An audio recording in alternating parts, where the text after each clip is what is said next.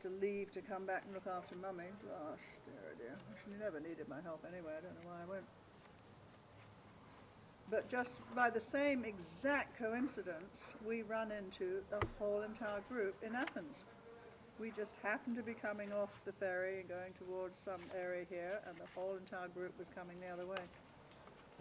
And they had spent the whole 2 months coming down through Yugoslavia and Greece day by day by day, while we'd been on Mykonos. That's the Mykonos story, huh? Is that Gagnon? I mean, the Pamplona story.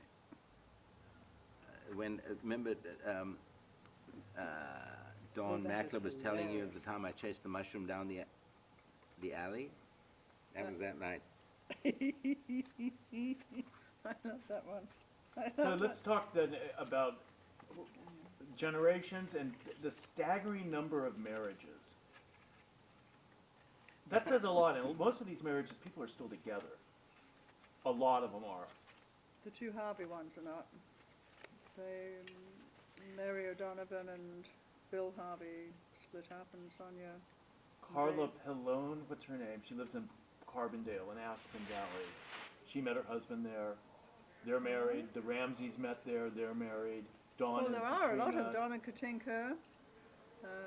There are a lot of them, and I think the Laverys, Kathy and Jim Lavery met there, the Napiers, all friends of the Macklers when they went back. They went back in the 70s. Well, I think that to a degree, the success of a marriage is, at least from my experiences and from my friends and my own experience, more you have a lot in common. It's often going to work more easily if you don't. And one of the reasons I didn't get married until later in life was I knew that. And I think that says a lot to the testament of the character of the people that were at the Vagabond and the similar interests that they had. They landed there. Not too many people were that intrepid back then. Americans, Canadians, to They go weren't. do that. No, they weren't, because, And we were young, really. We were, when you look at it. but that was our saving grace, is that we were young. We didn't know any better. Today we think we know better. Fearless when I think of some of the hitchhiking trips I did. Oh, I mean, we came up against some hairy stuff, especially in North Africa. In Egypt, we were fired at by unknown people. Didn't we have to smuggle you in the trunk of the car at one point here when we couldn't get across the border? Into we Italy. put you in the trunk? Into Italy. Adelaide, we had a beetle. Yeah. So I suddenly got out of the St. Bernard Pass, crossing into Italy. Suddenly I realized that I have a South African passport. I don't have a visa for Italy. So I lay down on the floor at the back of the Beetle. I mean, it's a little car. And the person in the back sat and they covered me with a blanket. The person just put their feet on me, and we sailed through. He put his head in to see if there was more than 3 people, nobody there, duck, and away we went. But, I needed a visa to turn around in the days I carried a South African passport. Nobody wanted us anywhere. I've had enough trouble over the years with them just seeing my birthplace as South African. Oh, yeah. I had an incident coming to South Africa with my U.S. passport, a good incident. I'm coming in, and it's a big Afrikaner. And he's the immigration officer, takes my passport, looking through it, and he looks at me and he says, looking at my date of birth, and he says, "Ach man, the good old days." This is not running now, is it? Oh, it was running? In the bag, scan them. If you send them to me, I'll tell you what they are. Okay. Save you scanning them here, dragging them Oh, around. fabulous one of Makela. That was great. Pamplona. Oh, that was so great. Oh, I so wanted to go to Pamplona, I must say, but I couldn't get the time off. We were supposed to work there Take those occasionally. pictures out there of the Vagabond. But here's Oh, excuse me, look at that! that's my wife with the Oh, 8 personalities. Oh, this was the one? Yeah. Oh, we're not on thing here, are we? No. I'm going to have you start going through photos with the camera You on. have to let us know when. Okay. You have to let me know when it's on. 'Cause It is on. Okay, we'll take the ones that are not. As we go through them, I'll just take the ones that are not Vagabond and put them to one side. Oh, but here's more Vagabond. We'll go through these first. Yeah. Wow, that's a lot of old pictures here.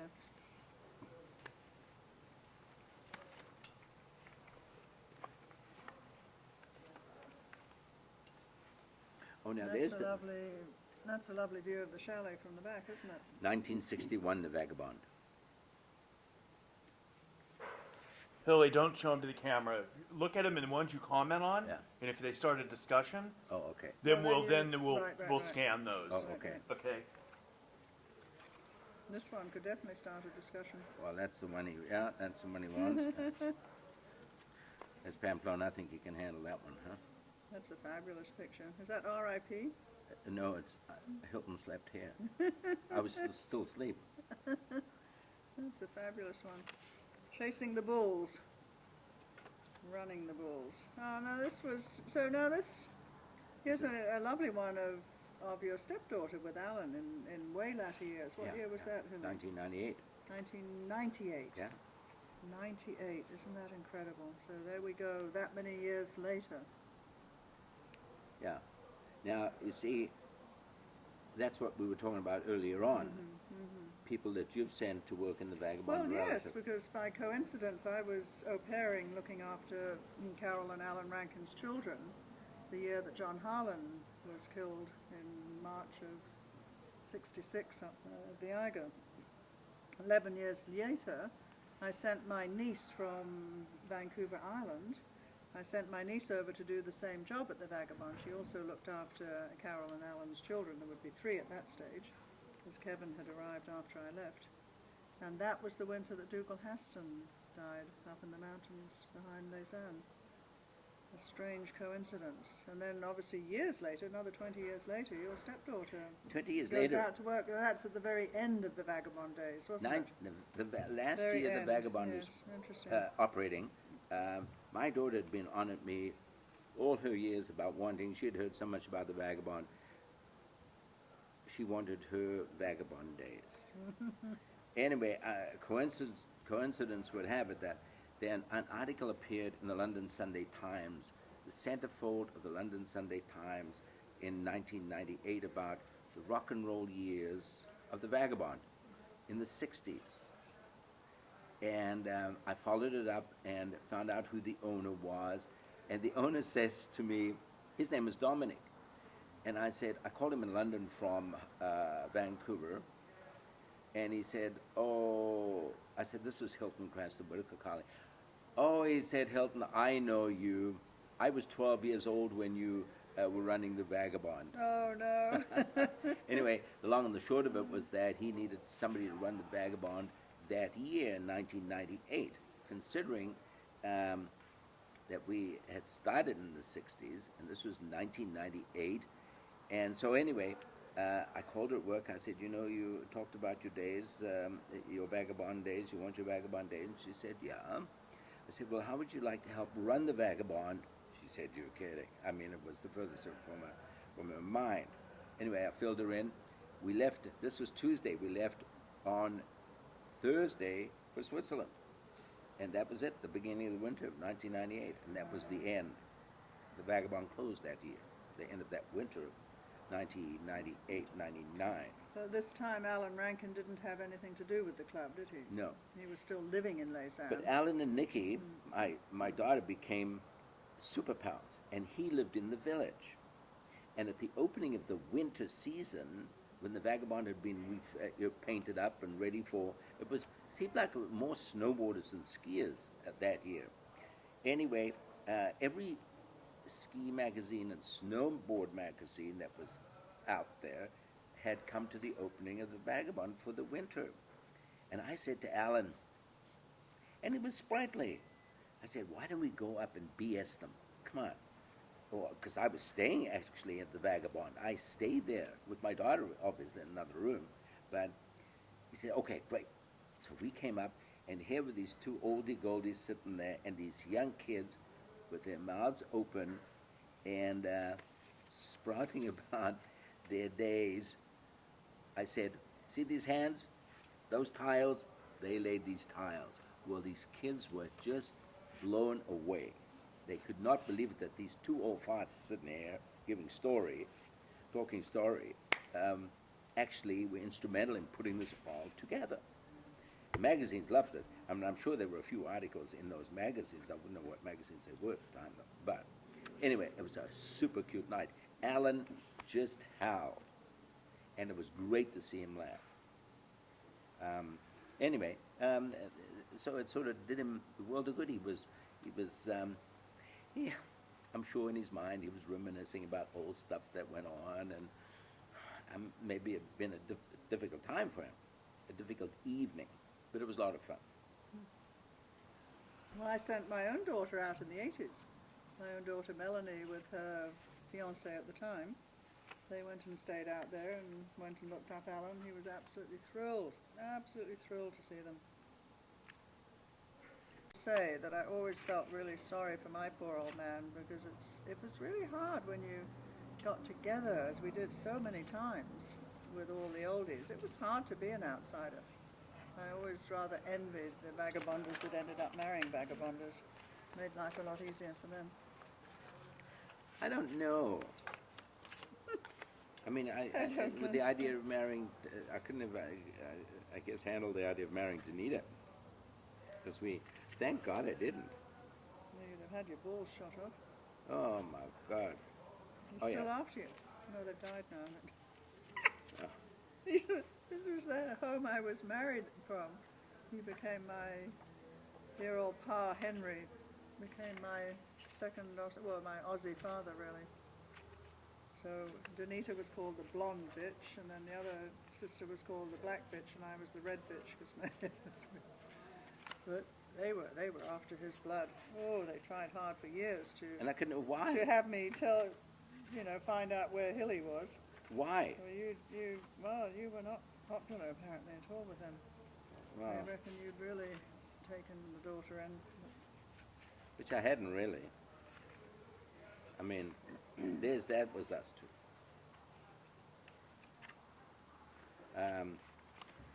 Anyway, see what happens. They're all gone and I'm still here. But I don't know, well, certainly not in my life that... But we were penniless, weren't we? We were all penniless. I remember taking off for that summer in Mykonos, and all I had in the world was £25. But I have to say, it lasted. It lasted that in Greece. We were only paying, 18 drachmas a night each. We stuffed 18 of us into that little house up in the harbour there. Can I go back to the Mykonos day for a sec? Yeah. We were... You want to put it on? It was the funniest thing. We had a water tank. In our place in Mykonos, we had a 100-gallon water tank. We didn't have running water in that place. But we had to fill the water tank up. We did if we filled the water tank up. And the water we got was from the town pump, right in the center on the harbor front, because we were in the little harbor. There was one of those pumps, water pumps. So we all strung a line. We were about 50 yards from the pump. So we all got pots and pans, and we made this tonga line from the water pump to the house. That was hilarious. And we That was the passed morning pots ritual, of wasn't water it? around. The morning ritual. And people would walk down and say, "Isn't this quaint? This must be a Greek custom." And of course we said, we just chuckled. No, it's just a bunch of drunks. And but boy, it was a hoot. We went through Retsina, and what was the other drink the other Greek drink? Ouzo? No, ouzo we drank there quite a bit. Oh, ouzo. Did you ever drink? Oh, God. Oh. I mean, I think we just were masochists because they just... Somehow you got a taste for Retsina. Retsina just... And then afterwards it tasted really good. But both of them were just the worst tasting things. Well, we'd started the rumor that you were Conrad Hilton's son, remember? Well, I've told him the whole You story. told that We didn't start it. He's coming in as best man, is he? Yeah. No, Well, he was giving her away or something, I think. See, here's another one. All the bridesmaids. What do we have? Towels on her. She's wearing my nightdress. The bride's wearing my nightdress. You don't have that one. This is my life in the Merchant Navy. You got that one? No. Oh, and this is my Pretty ship. young Put those two there, so. And this is the kid that went to break rocks in prison for 10 years. then. See that? Are we on? Yeah. Oh, I didn't realize that. I was hoping this would be. That kind of photo would be So rather did you, fun to scan. Ducky, did you have any specifics that you keep mentioning you wanted to talk about the Mykonos trip? Well, no, it just what was so marvelous about this place was the number of trips that we would do from then. The Mykonos trip was one for all the staff at the end of the season. We had lots of little mini trips during the season. For example, this one I'm looking at right now, heading off to Pamplona for the running of the bulls, and then obviously every Oktoberfest, everyone took off to Munich for the Oktoberfest. But at the end of the season, the main one that I was there, the whole staff decided we would all head to Mykonos for the summer. And that was after Mykonos that they traveled on to North Africa and the rest of the group. So that was the amazing camaraderie of being able to get that number of people together to go off on a trip like that. Which why 50 years later, for this nucleus of 12 of us to head off and rent a place in the south of France was pretty magical. But 50 years later, we were able to do the same thing with the same group of people. Well, there's the bottom station for Solar Sear. Oh dear. I think the Vagabond was not for everybody. It obviously appealed to, I think for myself, I'd been a vagabonder since day one. I'd been moving continents all my life. I've never spent more than a few years in any one place. So, and also I was an only child. I had one brother who died when he was very young, but I'd been raised as an only child.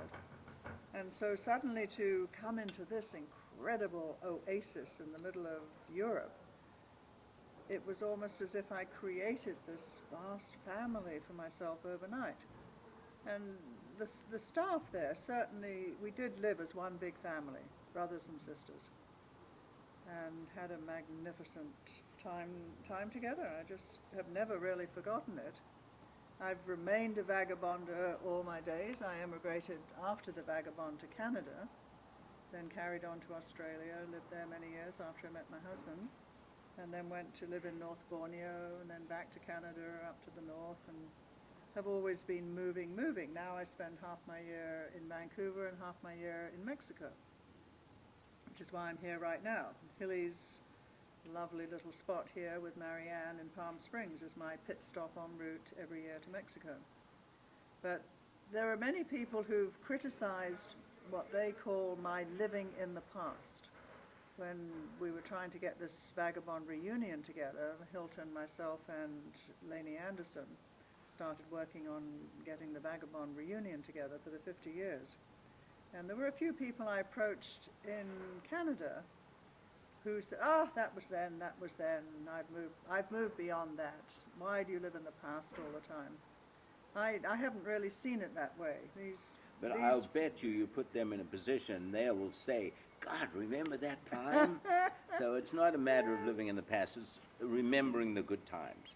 You know. Well, I have a photographic memory. I do remember enormous details. Well, would you get your brain into Alan so he can have these? My friend Mary, for examtle, said, I can't remember a thing. I remember nothing about those Vagabond days. I'm living right now today. But I have to say, when she heard that Mick Burke's widow was going, now I wish I was going, she said. She had formed a strong friendship with... Yeah, we talk a lot about those times with vagabonders. But people who have no idea about the vagabond, one has to go a little easy because they can't correlate those times because they weren't involved. But it was a bit of our past that you can reminisce with people who experienced the same thing. So as far as living in the past, I wouldn't say it's a bad thing. I think it was great thing. They were great experiences. You look at Remembrance Day, the veterans that remember, those were bad times and tough times. And those are remembered. So, I mean, what's wrong with remembering the good times? And the really impressionable years of your life. They But shaped our I do lives. find you can go 20, 30 years without seeing somebody and just pick up where you left off. Oh, yeah.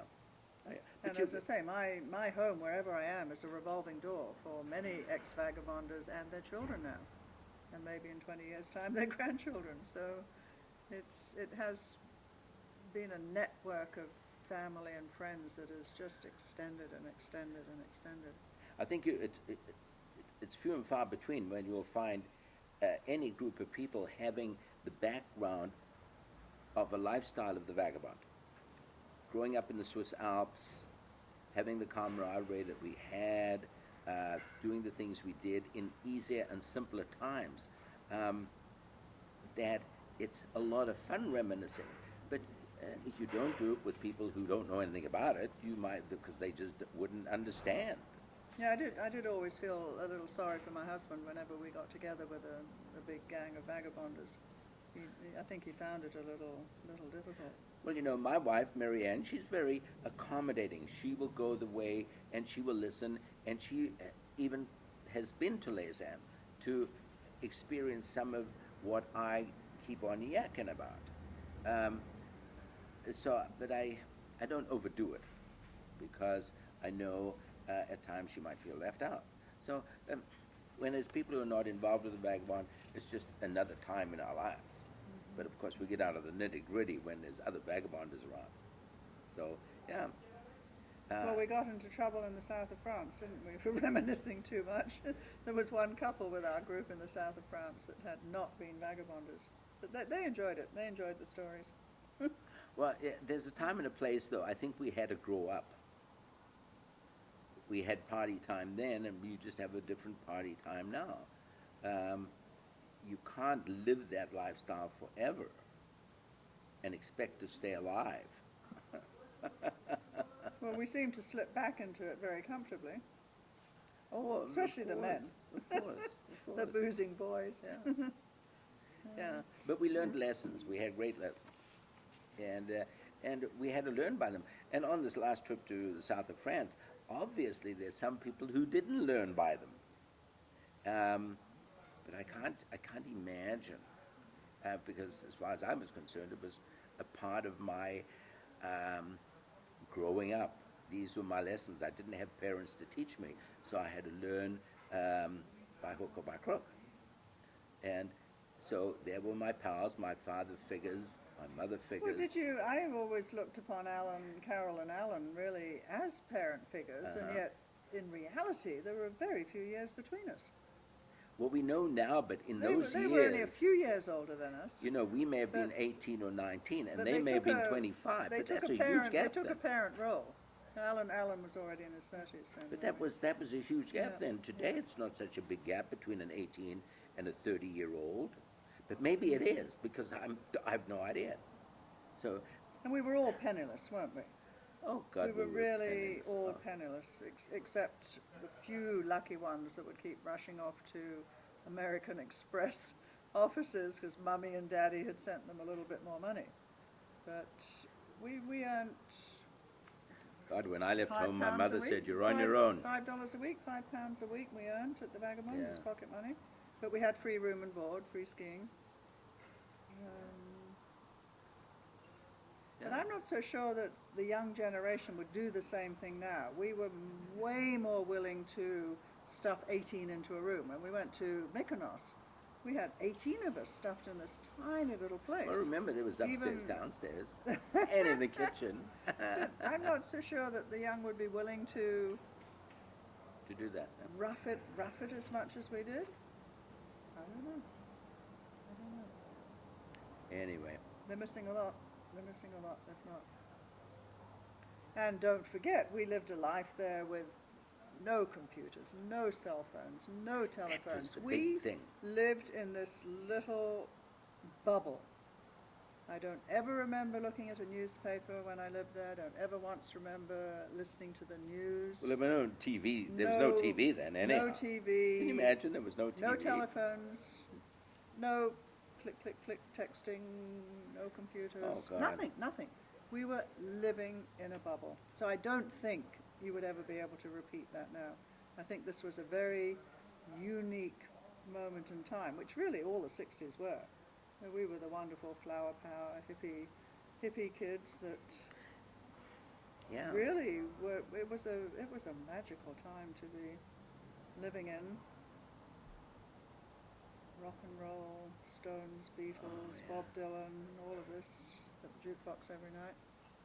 Oh, we had a jukebox. We had a jukebox in the cave with the Vagabond.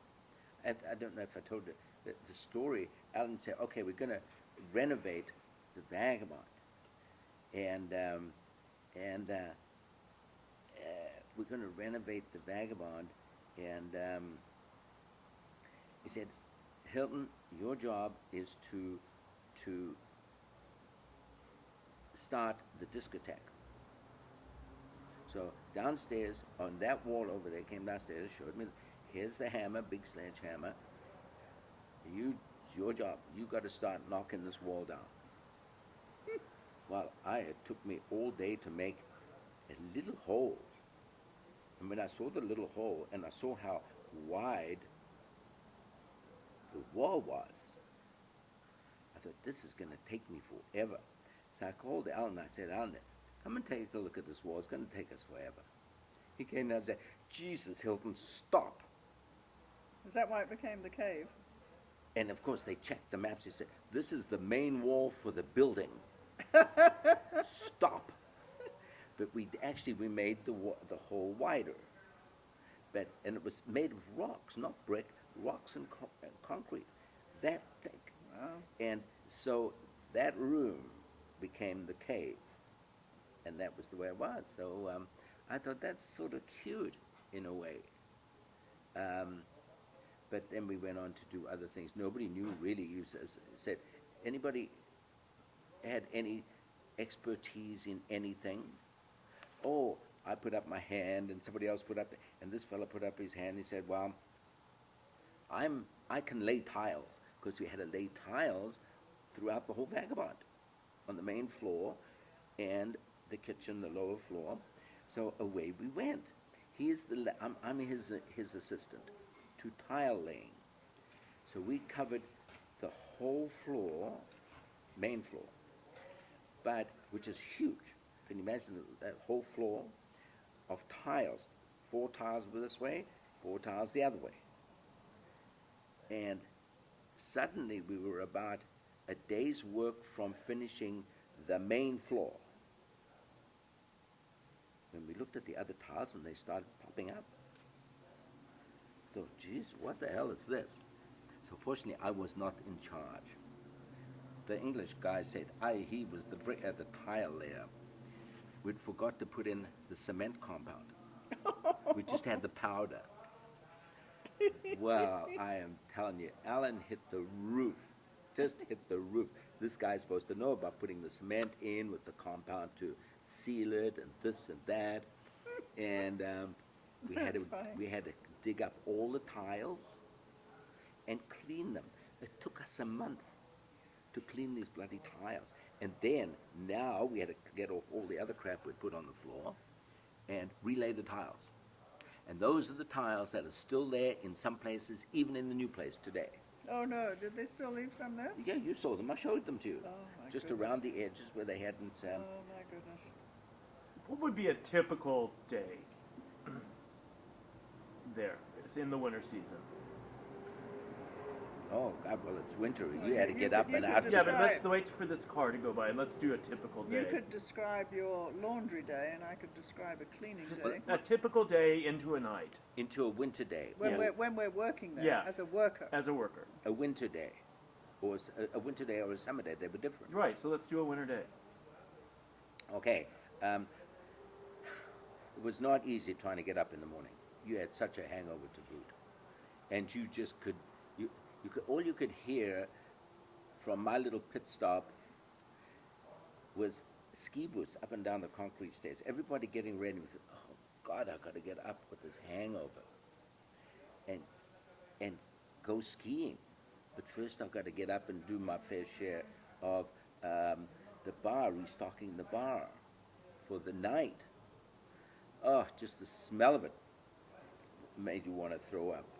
But at least if it was your day, some days you had the whole day off. But if you had a working day, you could get your work done by midday. And if there were two barmen, one could do the bar counting in the morning, and you could come back and work the evening, or vice versa. And if you were I was the laundry person. In those days, there were no ironing of sheets. They were just in this big laundry, in this big washing machine. And this is a summertime job. And of course, you just hung them on the line. So I'd want to get out and get lying in the sun, as opposed to winter morning. So I would get up at 4 in the morning to start washing the sheets. And there was this big old prehistoric washing machine, a big drum, if you can visualize, with a big ball in the middle that used to go like this. But the connection was broken, so you used to have to work it with your finger. And I came down one morning, I was just ready to go because I knew it was going to be a great day. And so it had a gas ring on the bottom. So turned on the pilot light. My routine was turn on the pilot light, get a little flame going, a little gas going there first, and then you turn on the main ring. So I turned on my pilot light, not realizing somebody had used the washing machine the night before and hadn't turned off the main ring. So I'm getting ready to, as I turned on the pilot light, I actually opened the main ring. So I used to light a big piece of newspaper and stick it underneath. There was a little peephole you can look. Stuck my little eye to the peephole and stuck the newspaper underneath. Jesus, and the whole thing blew up. Blew me out of the laundry room, around the corner and into the kitchen. And the building just rumbled. And I think people come crawling out of nowhere to find out what the hell. I had no hair. It woke me up. My eyebrows I are was gone. sleeping in room number 1. We thought the whole place was going down. Oh, God. The most enormous explosion. Everybody went flying. Yeah. And then you would have your breakfast. Morning, summer, you'd have your breakfast. And then, depending on who was working midday for the reception area, the midday crowd, sort of workers, worked the Vagabond. And then you came back, either went skiing or you went down to the swimming pool in the summertime. And that was it. You came back in the evening, you all had jobs for the evening. So whether you were the barman or whether you were helping in the kitchen or serving, that was it. So we weren't overworked, except the kitchen people worked their butts off. But they had their own routine. I never really worked in the kitchen. So, Well, when we set up all the schedules, we were all supposed to be working the 40-hour week. This was the plan, whether you were on the cooking staff or cleaning staff or maintenance staff. So my first year I was on the cleaning staff, and we really were given a bit of leeway on how we could work out the schedule as long as we put in the 40-hour week. So do you remember I completely switched our schedule for the cleaning staff, so that we would work one day from 7 in the morning till 9 at night.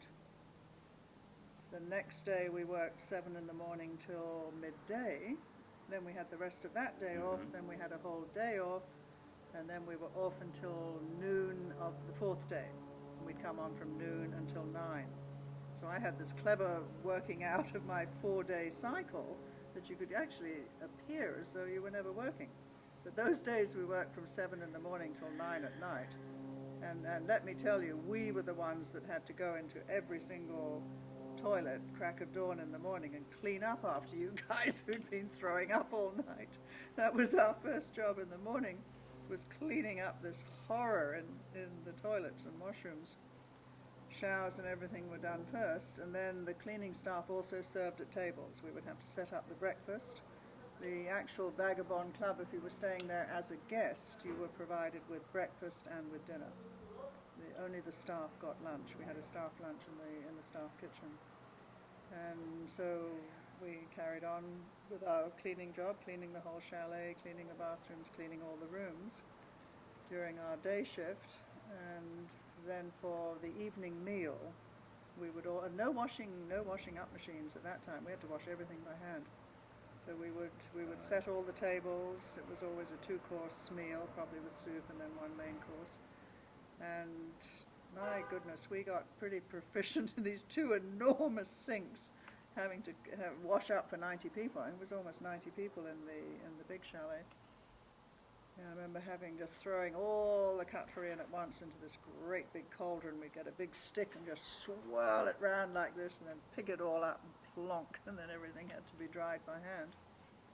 And then we would serve the meal, and then in the evenings hit the bar and hit the cave. And our favourite little jukebox songs. Oh, we used to have this jukebox at A5. Do you remember A5? Oh, no, I don't remember. What was A5? House of the Rising Sun, yes. the animals. Oh, the animals, yeah. I still remember that one. But, there were times during our life in Lausanne where you didn't live in the Vagabond. For example, I lived outside and I was a ski instructor, but I'd have a part-time job in the Vagabond. So as the years passed by, things changed. You never lived in the Vagabond all of the time. If you worked in the Vagabond sort of full-time, then you stayed there because that was part of your wages. So things sort of changed from time to time.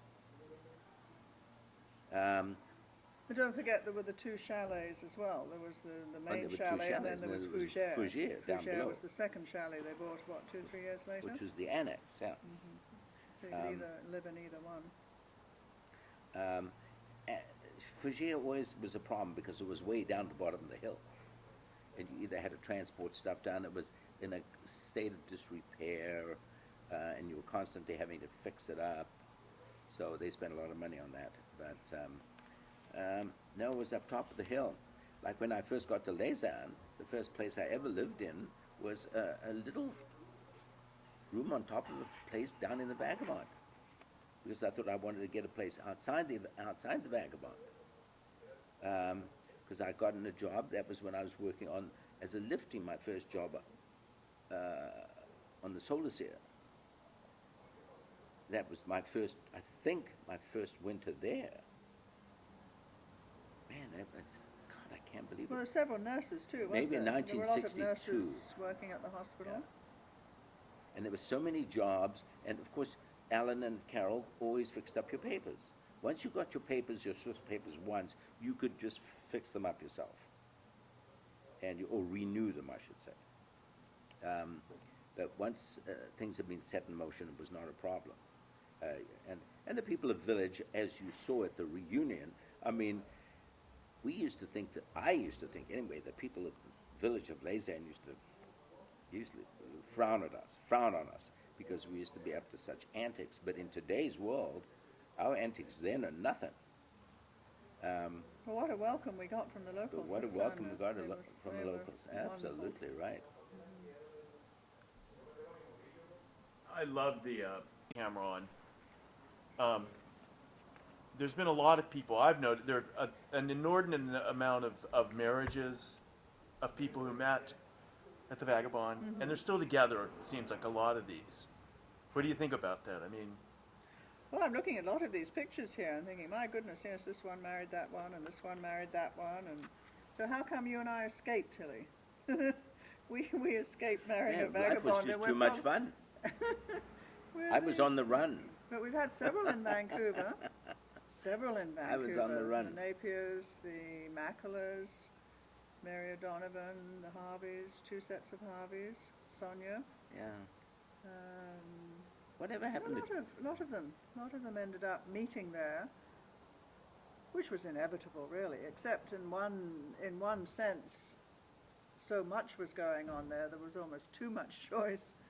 Almost too much choice, wasn't there? Whatever happened to Bill Harvey? He's still living in Vancouver. Funny, we've never seen him since the Vagabond. Well, he had a severe alcohol problem, Okay. as I think many of them did.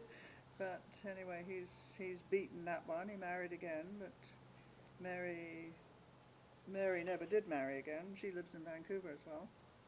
Sonia and Dave Harvey both live in Vancouver. Yeah. Gagnon, the Napiers, the Laverys, they all met there. And they're all living in Vancouver. So they all spend a lot of time in Mexico too in the winters now. It's So I think quite a few of the vagabonders have done that, become snowbirders. Now we're getting on in life. We're all escaping for the winters. Suddenly I have to rack my brains to think of that. Marriage was so far from my mind. Or thinking about the people that were married. Occasionally I think, oh yeah, maybe those two got married. But obviously you've come across a fair bit of couples. Interesting. Yeah, that's the only time I've been envious of them, is when we all get together, because I think it's really hard for a spouse that wasn't a vagabonder. I know it bothered my husband sometimes, especially when we finally get up to Queensland, when he eventually, finally got me on my own. No more vagabonders around. I think I mentioned that before. This tiny little Besser block apartment with the pilot and wife on one side and engineer and wife on the other side. My goodness, I'm introduced to the engineer as Rosemary Alder. Do meet Rosemary Alder, so we meet and shake hands, and then 2 days later he knocks on the door, opens the door, and says, "Ducky?" What? What? Don't you recognize me? It's Reg! I just about had a heart attack. Reg Whittaker, who'd been one of our Mykonos gang, I'd spent a summer with him in Mykonos. I'd last seen him years later in Toronto, but never dreaming he would end up being my husband's helicopter engineer in Queens in the wild. So at that point he gave up. At that point, actually, my husband started calling me Ducky as well. He finally gave up. Was that right? Yeah. He tried for a long time to call me Rosemary. But in those early years, of course, that's all we ever met. In the first 2 or 3 years of my marriage, it was vagabonders everywhere. They really dominated my life in Australia. And so I say he finally gave up. Joined the Ducky Club. Where are we? Right now we're in my parking lot, my sled, as I call it. Actually, I call it, I have another name for it. This is my motorhome, and we're parked in Palm Springs, California. We're just going to go for a little tootle around town. So come on in. Welcome to I call it the swinger, actually. Come on in.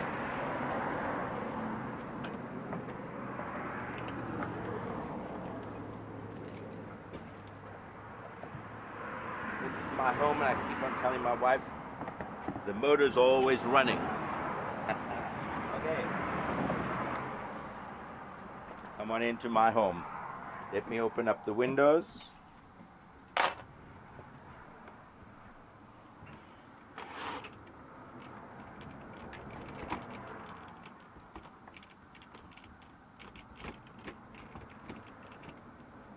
CinemaScope.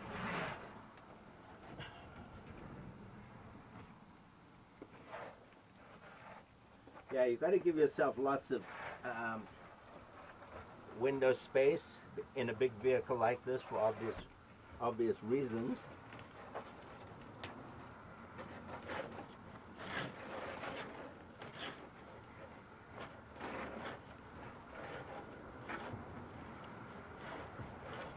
The pre-setup takes a little time, so bear with me.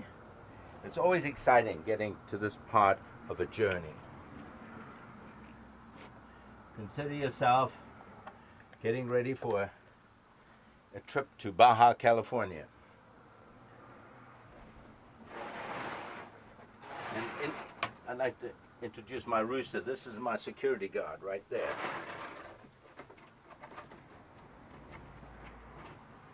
This motorhome is a Winnebago Vectra 36-foot tag axle, Ford 475.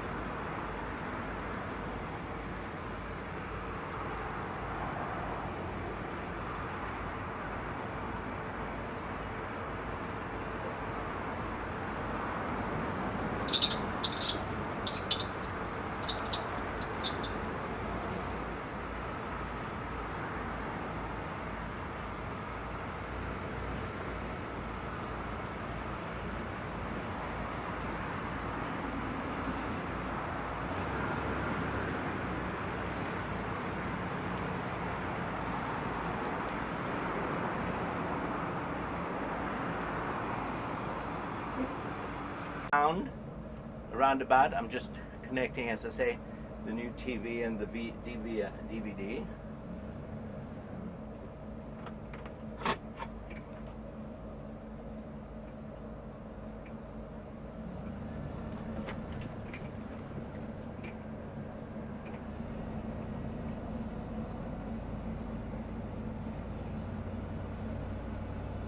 Well, you know what's sort of tacky? I don't want anybody to see.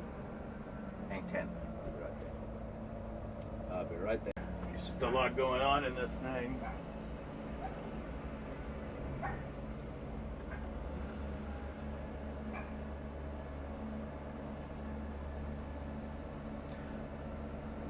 We're off to Baja, California. Alan is my co-pilot. Now, where are we going, Alan? This, I must tell you, is a spectacular drive. As we leave Palm Springs, you can see the incredible mountains up top. But I'm only kidding. We're heading downtown Palm Springs.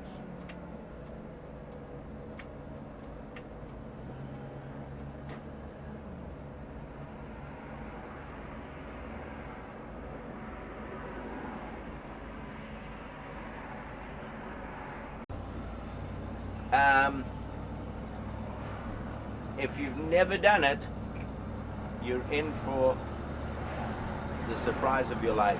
It is an exciting, exciting place to be. So you still vagabond around in your mobile home, Oh, motorhome? absolutely. Once it's under your skin, it's tough to get rid of it. But you know what? If you live in a motorhome, think about this. You will never leave anything behind. You can't say I left it at home because you're in your home. And the advantages are, if you don't like the view, you just move. If you don't like the neighbors, you move.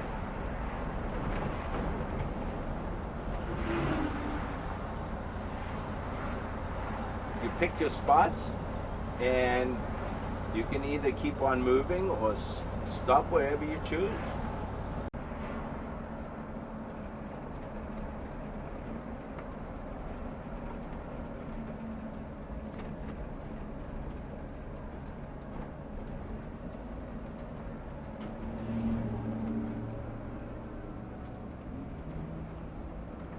Keep in mind, when you're driving a rig this big, you've got 36 feet behind you.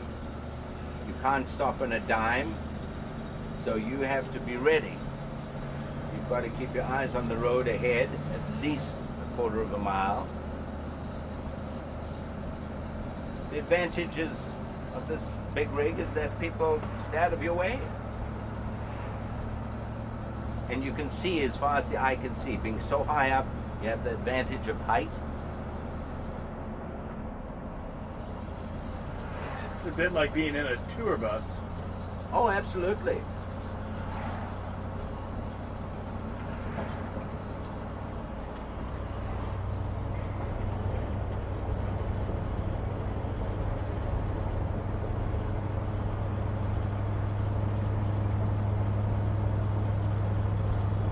But also, when you're driving on a long haul, you can just look for an open rest spot and pitch camp for the night. But now, full time for an earthquake, in case of an earthquake, we could just move right in. And the gas tank is always full, carries 75 gallons of water, can last me 2 weeks if I'm boondocking. And a full tank of gas can take me 700 miles. So it's full of gas, full of propane. I carry my own big propane tank, obviously. And so you have all the mod cons of a comfortable home. While still being able to vagabond around. But still be able to cruise around. Yeah. I became, in 1980, I transferred back to Hawaii, my airline base, and all of a sudden I got this bug. I wanted a motorhome. And I thought, Now I'm living in Hawaii, I want a motorhome. Well, that's out of the question. It wasn't until 20 years later that I actually bought my first motorhome. And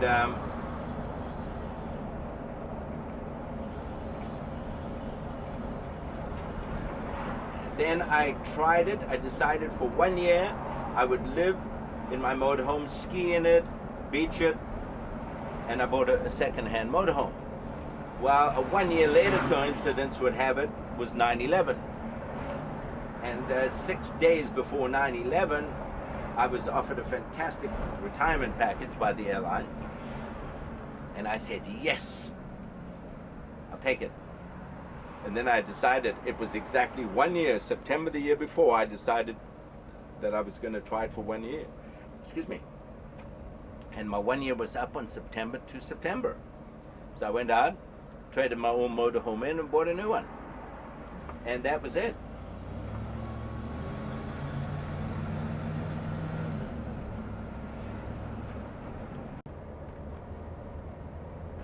What do you like about Palm Springs? I love everything about Palm Springs. It's a small village. It's safe. It's cosmopolitan. And everything is practically within walking distance. And it's got an air of yesteryear about it. I mean, there's a lot of atmosphere around this town. And over here, especially, is more atmosphere than anywhere else, is Marianne's store. Right here. That's my wife's store for anybody who cares. Okay? Anybody who's into glitz.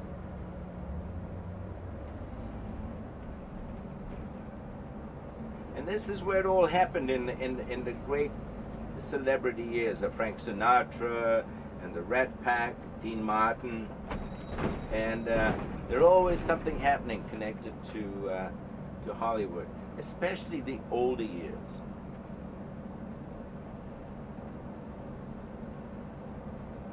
The local hangout for all the guys who like their cafe latte.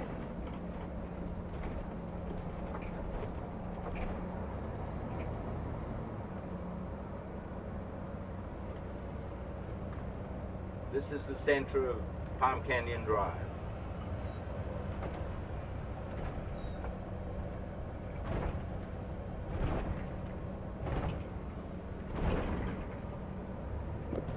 Another boost in the road here.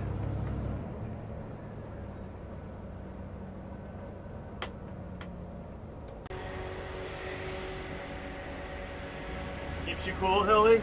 Keeps you cool, baby. Mind you, I do have the air conditioning on, but when you want face cool, that's it. I love it. I can sit in this chair forever and think I'm king of the castle.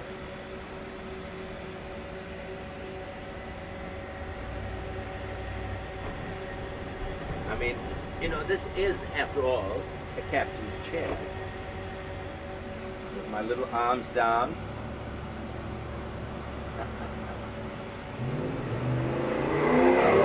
Does the sound system go throughout the entire vehicle? Or do you have... Oh yeah, through the entire vehicle, Yeah. Oh yeah.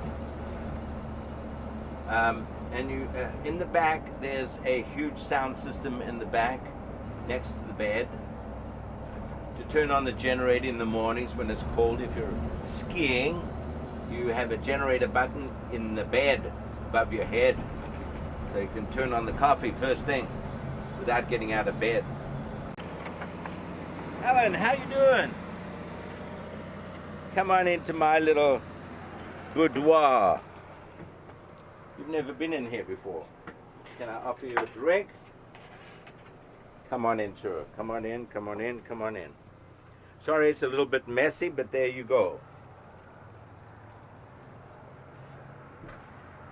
That's my seat and this is your seat. And I'll turn the seat around for you if you like. So we can yak face to face. Ah, that's the way to go. And I just gotta get little feet up. Why don't you take a seat? So how you doing? I hope you enjoyed your little ride. And this is it, my home away from home. Whenever you need a place to put your head, Alan, if you're running away from home, just give me a call. Anyway, this is, for anybody who's never been in a motorhome, this is what you should seriously take a look at. You want to give me a quick tour? Yeah, absolutely. Anyway, you can see up front here basically what this is all about. This, I'll actually show you quickly what happens here. This apartment extends into a 14-foot apartment with the sidewall out. So this is what happens when I hang on a second. Oh, what happened to my key? There we go. Hang on a second.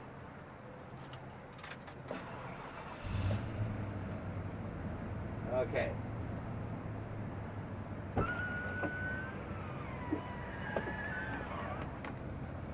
See, this is my living room when I extend it, when I'm having friends.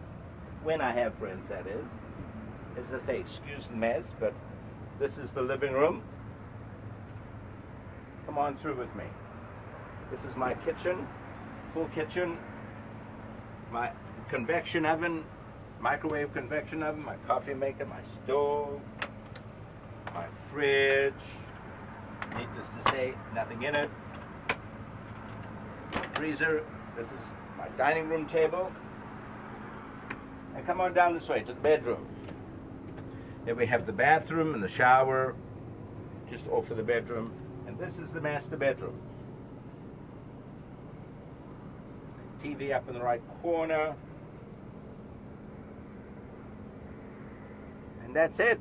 That's why we call this place the Swinger, because of the workbench here.